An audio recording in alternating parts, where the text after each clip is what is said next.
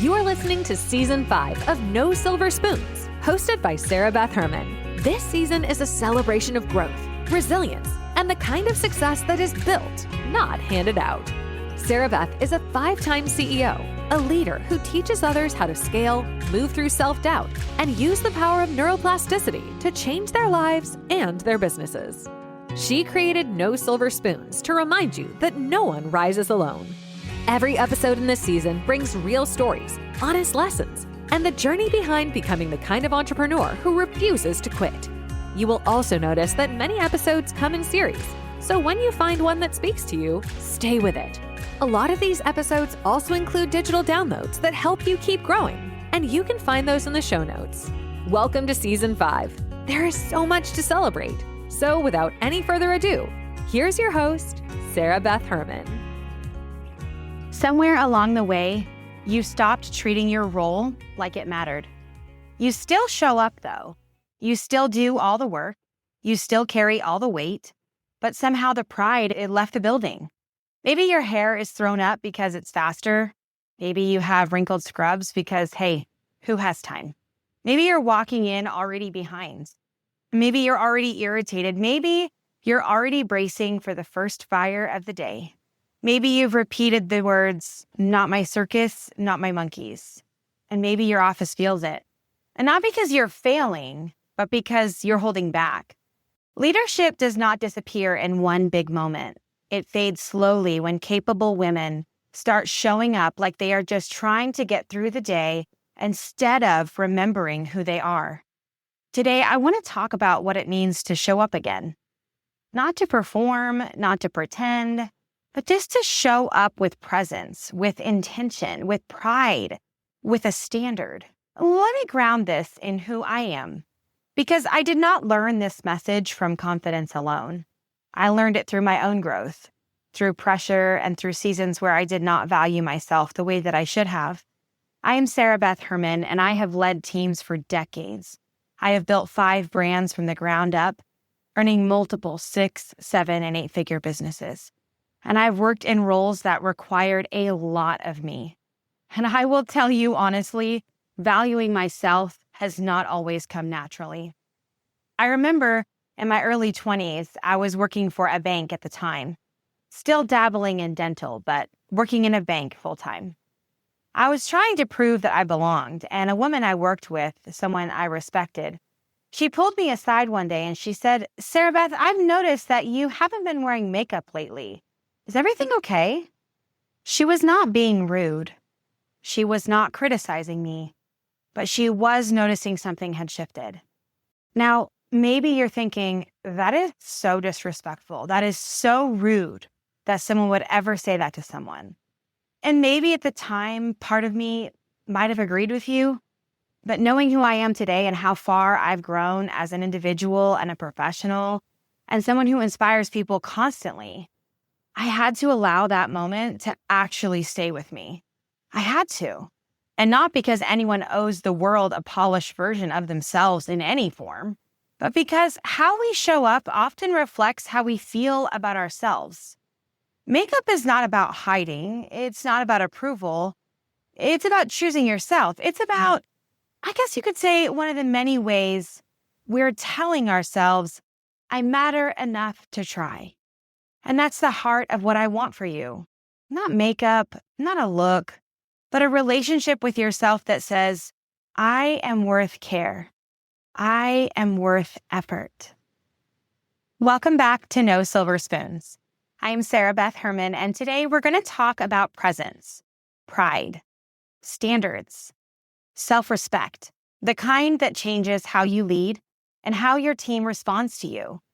This is not going to be the standard cute little try your best conversation. This is going to be a little bit more real than that, because you were not meant to shrink in this role you have right now. I'm going to tell you another story. Several years after this very conversation, I worked in a pediatric dental practice. And I grew up not having many items of clothing. In fact, I only had 2 outfits until I was about in high school. When I started working for this practice, they told me that they provided uniforms. And I was so excited because for me, I never had much. And having to pick out an outfit is a lot of responsibility, for me anyways, because everyone else always looked a lot nicer than me. And I wanted to be able to fit in without having to try so hard. Uniforms were great. When I got those uniforms, I respected them so much. I loved wearing them. They were just scrubs. They weren't anything super fancy. Not some special brand, not some special color, not some special anything. That they were just scrubs. Oftentimes I would see other people come into the office and quite literally their scrubs look like they just pulled them out of the dryer, or they just pulled them out of the hamper, or they were still dirty from yesterday. Every day, I ironed my scrubs. I wore a full face of makeup. My hair was done perfectly. If children would walk in the office, or what I guess I should say when children walked in the office, I would always walk around the counter and get on their level. Let's talk about what shrinking actually looks like. As I remember that very job in that dental office and the friend of mine, the girl that I call a friend of mine, that spoke to me so many years ago about not wearing makeup, I want to be very clear about my message today. Makeup is not required. Your clothes don't have to be a certain brand. Not everyone does all the things that I'm talking about, and they still are successful. All of that is not the point of this episode. The point of this episode is that how we show up externally often reflects what we believe internally. And makeup, hair, getting dressed, ironed clothes, the way we present ourselves. It's not about hiding. It's not about being pretty enough. It's not about approval. It's not about acceptance. It's about choosing yourself. It's one of the many ways we say, I matter enough to try. And that's what I want for you. Not a look, not perfection, not some unrealistic standard. I want you to start treating yourself like you matter again. So let's talk about what it looks like to shrink in your role, to shrink in your dental office, to shrink in the job you have right now.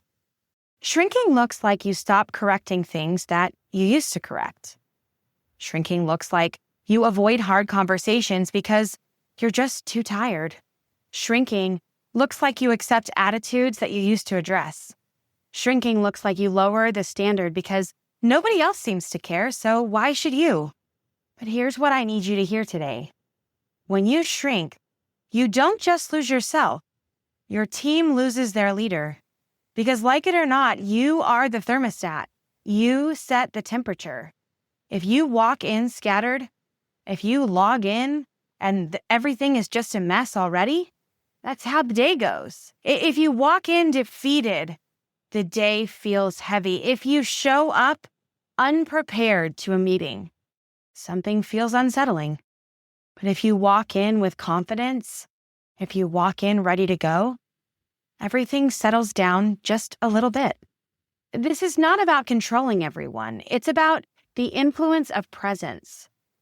There's actually science behind this, and you know, in every episode, I love to bring in science. I love to bring in other people that confirmed what I think, so that you're not just listening to this podcast wondering, lady, where do you get all this information from? Well, I research it. I spend hours upon hours searching and looking for the right things that I want to talk about. There's actually this concept. It's called enclothed cognition. And it basically means that what you wear can influence how you think, how you feel, how you perform. Studies have shown that when people dress with intention, they often show improved confidence, improved focus, a higher perceived authority. Have you ever had an event that you wanted to go to and you were like, oh, I need to get a new outfit, or I'm going to breakfast with my friend. What am I going to wear tomorrow? It matters. Think about how you feel when you make that choice. This directly correlates to leadership because leadership requires decision-making. You can be the nicest person in the world, but if you cannot make decisions under pressure, the day will run you. And what's interesting is this, your brain responds to cues. When you get dressed up with purpose, when you take care of yourself, your brain gets the message. We are showing up. We are capable. We are ready. It's not vanity, it's leadership preparation. So let's talk about pride for a second, because some of you here dress up, do your hair, put on makeup, get ready, and you think that's really shallow, lady. Like, what are you talking about? You're actually thinking wrong. And I'm not trying to be rude. I'm not trying to be ugly to you for your perception of this. But I need you to step back for a second and try to think differently. Tap into the neuroscience and neuroplasticity of your brain and think differently. Get uncomfortable for a minute. Pride in your role is not arrogance. Pride is respect. Pride is stewardship. Pride is treating what you have been given like it matters. And I learned that early because I did not grow up with a lot of clothes. I didn't even have makeup. I didn't even have deodorant when I was 15 years old. I didn't have a closet full of outfits. I had to make do. I had 2 outfits to my name until I got to high school. So when I finally got a job at a dental office where scrubs were the uniform and they provided them, I think that's where it shifted for me. Those scrubs, they mattered. And maybe the owner of that business doesn't even know. But I ironed them every single day. And not because anyone asked me to, not because it was required, but because I was so proud. I was proud to have a job. I was proud to be trusted. I was proud to be in an office where I could grow. I was making $20 an hour, but I'm telling you right now, I treated that job like I was making $50 an hour. And not because I was pretending, but because I understood value. I understood responsibility. I understood that showing up like it matters changes how you carry yourself. And when you carry yourself differently, people treat you differently, including your team. You see, some of you say that you want growth. I see you share it on your Instagram stories.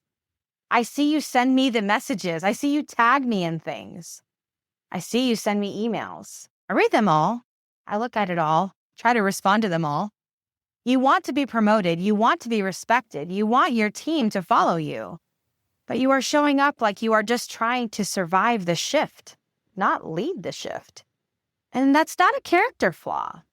It's burnout and discouragement. And believe me, I understand. But there is also a moment where you have to make a choice. Am I going to keep shrinking, or am I going to step back into who I am?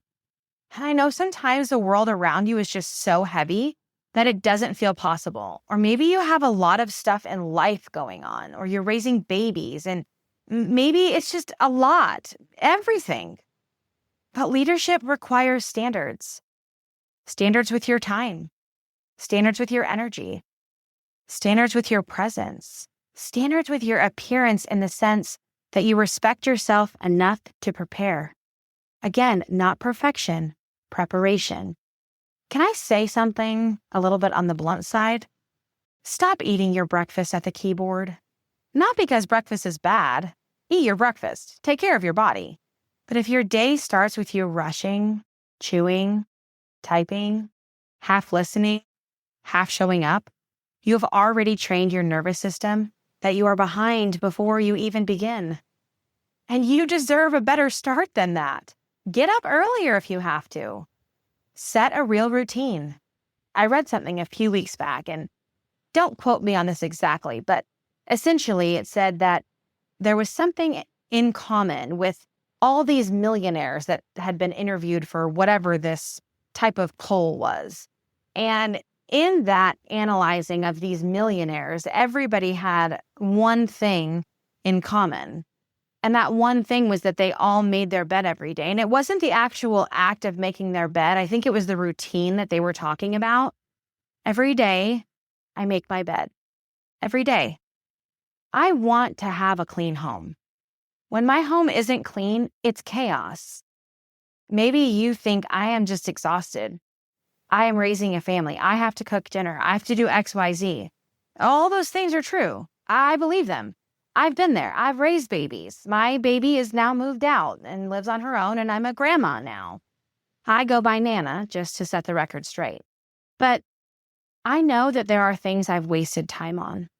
I know there are moments and tasks I've wasted time on. I know that I've practiced touching things 2, 3, 4, 5, 6, 7, 8, 9, 10 times before I was finished with it when I could have just touched it once.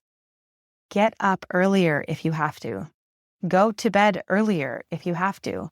Stop watching TV. I don't even remember the last time that I watched an actual show. My husband and I watch football and I love it. It's on Sundays or it's on a Thursday night or whatever. Football season's over. I don't watch shows really. I just don't. I want to do other things. I want to read a book. I want to make sure my house is tidied up. Sometimes I'll go to bed early on a Friday night so I can get up early on a Saturday morning just to pick up my house and make sure things are done. Even last night, my husband and I were having a conversation and I was like, you know what? I'm just going to get everything straightened up in the house so that tomorrow isn't crazy. And we spent time. He folded the socks. I put the laundry away. He took trash out. He got a bag for things to donate. Like, we just took care of it together. Give yourself 10 minutes to be human before you become the leader. And if you're thinking still, I just don't have time. And here's your challenge. You don't need more time. You need a higher standard for how you treat yourself. Because the cost of no time shows up all day. It shows up as irritation. It shows up as resentment. It shows up as exhaustion. It shows up as snapping at people you actually care about. If you didn't know, I work from home. No one sees me. No one checks my outfit. No one cares if my hair is done. No one's watching me. But I still get up and I still get ready and I still show up for me and my clothes are still ironed and cleaned and because it's what's good for me. Leadership is not situational. The discipline you practice when no one's watching becomes the confidence you carry when everyone is. And if you want your team to rise to the standard, you have to embody it first. Let me bring this back into the dental office specifically. Most of my listeners here are in the dental world. You are leading people who deal with patients, pressure, money, schedules, insurance, production, collections, cancellation gaps, clinical tension, back office drama, front office drama. Your front desk team typically gets hit first. Your assistants feel the pace. Your hygienist feels the time pressure. Your doctor feels the weight of the business. And you are in the middle. So your presence, it matters. I've worked in all different sectors of dentistry, from pediatrics, specialty, general dentistry, corporate, private practice. I've never sat behind the counter like a barrier. I've never hid in an office. I went around the counter to talk to patients. I went out to the waiting room to greet people. I taught my team to stop saying, "For Sarah Beth," when they go out to the waiting room to check someone in or to bring someone in the back. I went out there and I was with them. I said hello to the patients. I said hello to my team. I checked in and I checked out every day, led with warmth and standards. And that is what office managers do best when they are in their power. You set the tone. You're not being bossy. You don't want to be mean today. We don't need to be controlling. We need to be steady. And here's where I want to go just a tad bit deeper as we close out this episode. You cannot lead well when you don't value yourself. You will overwork. You will overgive. You will overcompensate, undercorrect, undercommunicate, and then you will feel bitter and you won't even know why. The way you show up each day is connected to the extent to which you are loving you. And I don't mean bubble baths. I don't mean trendy self-care. I mean actual respect. I mean doing the hard thing like getting up, preparing, choosing discipline, choosing standards, choosing not to shrink. In plain words, when you respect yourself, you stop tolerating chaos that is not yours to carry. And that makes you a better leader. Here's a quote I want you to sit with today. Confidence is not, "They will like me." Confidence is, "I will be fine if they don't." That is leadership. You do the right thing. You hold the standard. You show up prepared. You lead steady. And if someone doesn't like it, you'll be fine because you know who you are. If this episode today stirred something in you, pass it along. Send it to the office manager who used to care deeply and now might feel a little bit drained. Might even look it too. Send it to your assistant who's capable but has stopped trying. Send it to your front desk team who's acting like she doesn't matter anymore. Sometimes people don't need a training. Sometimes they just need a quick reminder. As you walk back into your work today, I want you to know that you don't have to figure leadership out alone. Part of my work today is mentoring leaders who are ready to grow, scale, and lead with clarity. I mentor small business owners, dental leaders, and people building something real who want to stop surviving and start building with intention. I also do virtual intensive training and SOP creation for dental practices because strong leadership gets easier when systems are solid. My team at Dentistry Support handles dental practices every day through billing, insurance eligibility verification, and phones. We do the real human support thing. We help offices run steady. I also produce and create podcasts. And if you're a business owner who wants to build your voice and grow your brand that way, I'd love that lane too. I've built 5 brands by staying curious, choosing growth, and letting myself step into the new comfort zones. Even TikTok. And yes, I enjoy it. It's fun, it stretches me, and honestly, I like the idea of getting paid there too. I like adding things to my life that grow me, encourage me, and keep me expanding. Last year, my companies were crowned the winner of the 2025 Torch Award for Ethics from the Better Business Bureau. We didn't get there by shrinking. I'm grateful every day for that title and the team that allowed us to get there. So if you're ready for mentorship, support, scaling, leadership growth, or you want help building something that actually supports your life, you can find me and my work right here in the show notes. You can step into that next level when you're ready. Every episode, I always bring in our That's Good moment. So there's 3 things I want you taking with you today. Shrinking is not required. You are allowed to take up space in your role and lead like you belong there. Preparation is self-respect in action. Not perfection, preparation. The way you show up sets the ceiling for the standard around you. And lastly, you are trusted for a reason. Lead from that place. The office is watching and they need your steadiness. Now go show up like the leader that you already are. All of the information that you may want to know about how we publish this podcast, you can check the show notes for that information. If you'd like to be a guest on the show, please send in a request. We would love to meet you and interview you on No Silver Spoons podcast. For now, I'm Sarah Beth Herman. Thank you for joining me today. I'll catch you on the next episode. Thank you for joining today's episode of No Silver Spoons with your host, Sarah Beth Herman. If this conversation gave you something real to take into your life or your work, stay connected by following the show, rating, and subscribing. You can learn more about Sarah Beth's work in the dental industry at dentistrysupport.com, where she leads a global virtual support company that has changed the way practices run their operations. You can also connect with her on her Instagram at mentor.sbh to follow her leadership teachings, her story, and the behind the scenes of a 5-time CEO who has dedicated nearly 25 years to helping teams grow. Many episodes on this season come with great digital downloads that you can find in the show notes. And if you feel inspired to be a guest or share your own journey, there's a link there as well. Thank you for being part of Season 5. Your growth matters here.